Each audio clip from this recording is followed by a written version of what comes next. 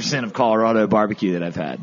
Okay. Nice. Yeah. Probably top 4 barbecue restaurants, in my opinion, in the state of Colorado that I've frequented. Okay. I like it. So good lunch special. Look at that. He's a wealth of knowledge over here. Yeah, and we've hit up a few things on the kind of hot to-dos, but, you living up here in the mountains, how often do you get down into the city and outside to see concerts?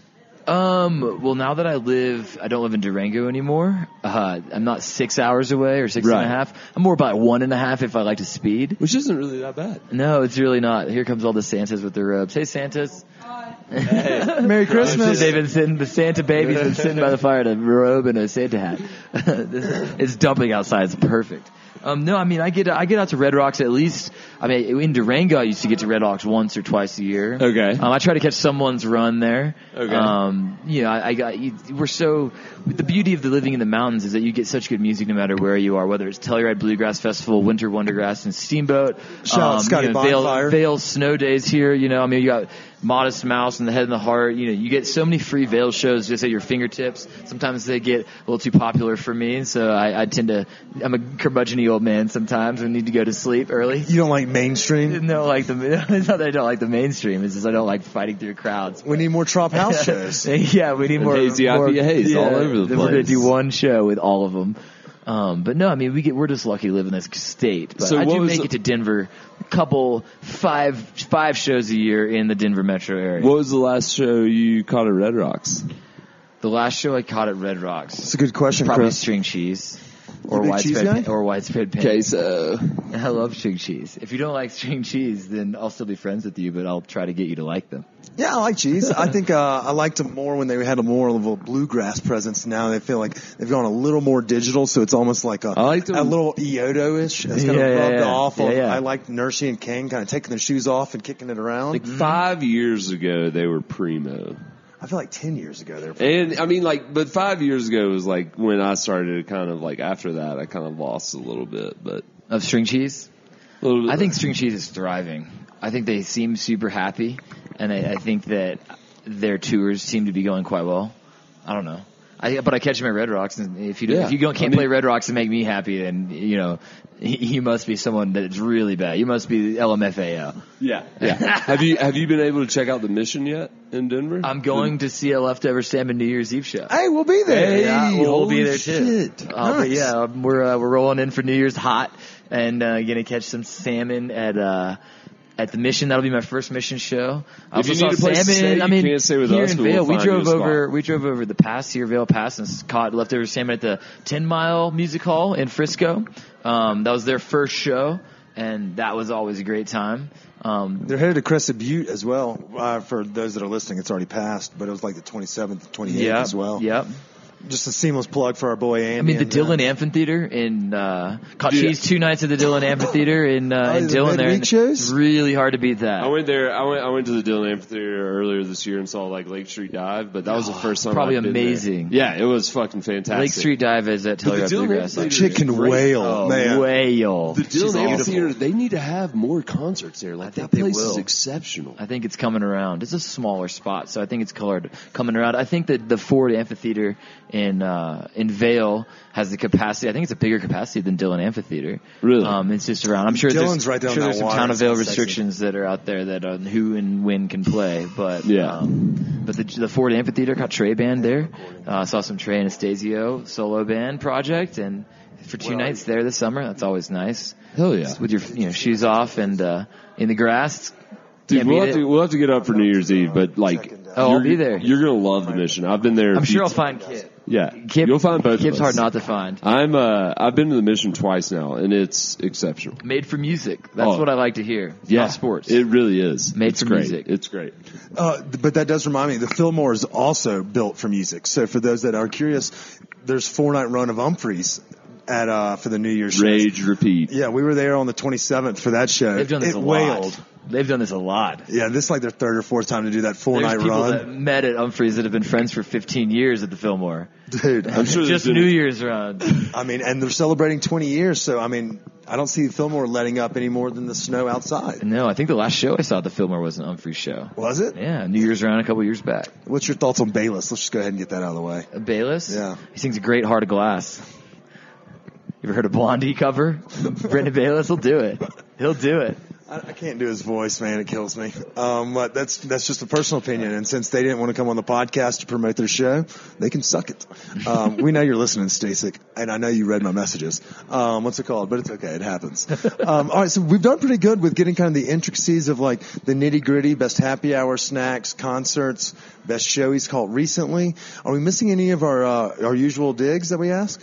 I don't know, man. We're up in the mountains. Everything kind of is blurry. Yeah. It's kind of blurry and everything's just slow paced, so I don't even know where we're going with this. Yeah, that's kind of. But we have fun. We've had fun talking with you so far. I hope so. I've had fun being here. Yeah. Sweet. You're not out of the woods yet. Okay. You guys bought me a beer. Oh, you brought us beer. Well, we kind of did, but we aren't so sure that charge went through with the room situation, so we'll figure that out. We were later. kind of evicted from our hotel, and then they were like, "No, you can come back into your room. You don't have to take your stuff out." So it's that has to be rock bottom when you get evicted from your hotel. I thought that's rock bottom. I was like, shit. It's worse. It's rock bottom if it's a motel.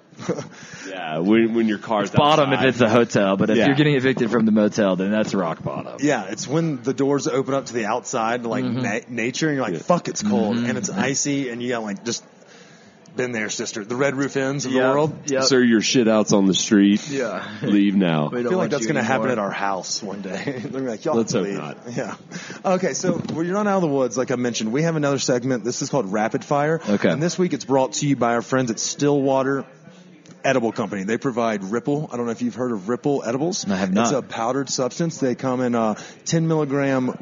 It's called Pure. It's 10 milligram THC. Then they have a 1-to-1 blend that's like 2.5, and then they have a straight CBD blend as well. Are these the ones that look like the? They don't look like it. They look like pixie sticks. That's what I was about to say. They look like pixie sticks. Like don't snort them. They're like short and fat pixie doesn't sticks. work. Yeah. If you're a parent out there, your kids are not in danger. They don't look that much like pixie sticks, but they feel like the consistency of pixie sticks. I've seen this stuff, and they have a warning, and it's they have a child lock on there, so Chris can't get into it. But yeah, so this segment is sponsored by Stillwater. Great reference. That's the Ripple brand. They also have edibles if you like gummies and other shit. They're coming out with all sorts of new stuff, and we're actually going to a flavor tasting right around the bend here, where we're going to help sample some of the new flavors that Ripple has. So we're really excited about it, and we're stoked to be partnering up with Stillwater for the 2020 season. Rapid fire, Chris. You want me to go ahead, or you can do it? I'll do it. Yeah, I'm gonna go fire away. I'm gonna deliver this key to them. Okay. All right, man. It's you and me. Fire away. This is the gauntlet. All so right. I'm just going to ask you this or that, and you choose one. That's it. All right, I got it. All right. Kip or Chris? Kip.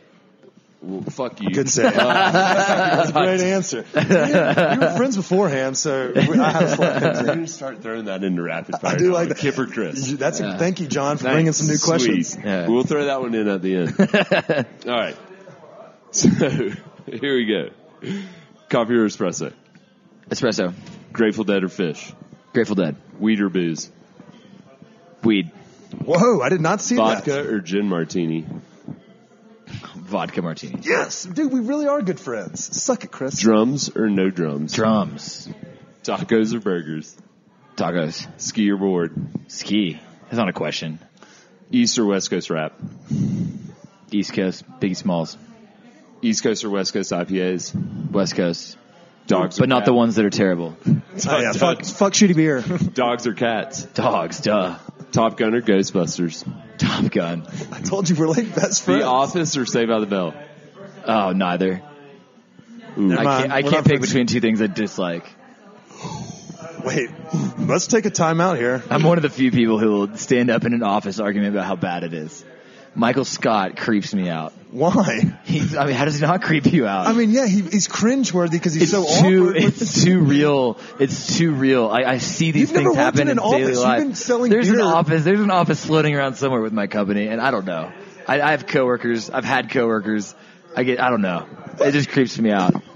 That's goddamn real. I've never heard anyone be like. And I'm too young for Saved by the Bell, I will say. I missed Saved by the Bell by a few years.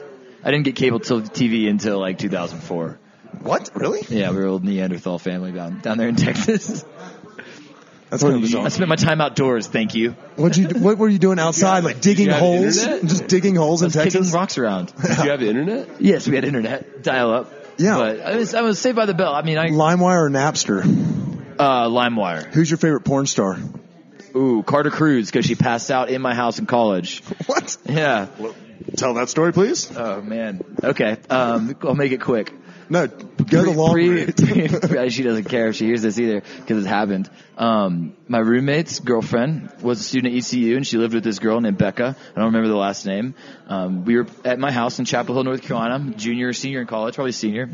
We're playing Monopoly, which we tended to do quite a bit, me and my roommate and his girlfriend. And halfway through Monopoly game, the girl who goes on to become Carter Cruz calls and says, "Hey, I'm in Chapel Hill. I'm lost. You have to find me. It's a Monday night." So we're like, "Oh God, we're gonna go find this girl." I end up finding her on the side of the street walking, and she's got a double bottle of Yellowtail, and she had been at the dentist eating Percocets all day. So don't mix your booze and your pills, obviously. Wait, why not? And, that's one of my favorite things. Yeah, because then you'll end up like this story. Anyways, she ended up passing out while we were playing Monopoly, because we sat her next to us in the Monopoly table and said, "We're finishing this game." And she passed out, and we called the police because it did not look good. We called the ambulance, and the ambulance took her to the hospital, pumped her stomach. That was the last I ever saw the girl until 2 years later. My buddy, who was my roommate at the time, texted me and says, "You never believe what happened to this girl." And I said, "What?" He said, "Type in her name on Google. It's Carter Cruz now." And I typed it in, and sure enough, it's the same girl.